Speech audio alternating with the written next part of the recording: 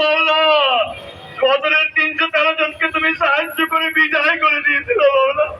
মাওলা হামাস সহ ফিলিস্তিনের মুজাহিদদেরকে তুমি সাহায্য করো মাওলা। এই জালেম বর্বর ইহুদি জাতি যারা শত শত নবীদেরকে হত্যা করছে মাওলা, তুমি তাদেরকে চেনো। যারা শত শত আলেমদেরকে হত্যা করছে মাওলা ইতিহাসে, তাদেরকে তুমি বলছো গযবাল্লাহু আলাইহিম, তাদের উপরে গজব।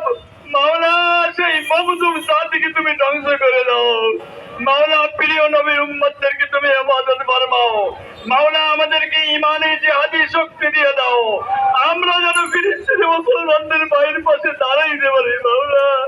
মাওলা আমাদের সবাইকে শাহাদাতের তৌফিক ফরমাও মাওলা। আমাদের শাহাদাতের মৃত্যু নসিব ফরমাও মাওলা। আমাদের দেশে ইসলামকে কায়েম ফরমাও মাওলা। খেলাফতের দ্বীনকে কায়েম ফরমাও মাওলা।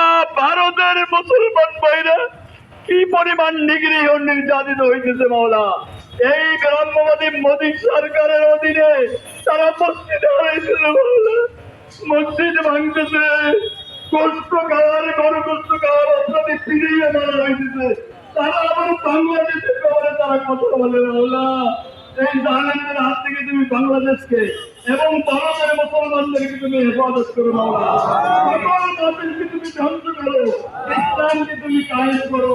সবার দ্বীনের প্রতি, ইসলামের প্রতি, জিহাদের প্রতি আমাদেরকে সারা জীবন লেগে থাকার তৌফিক দিয়ে দাও মাওলা।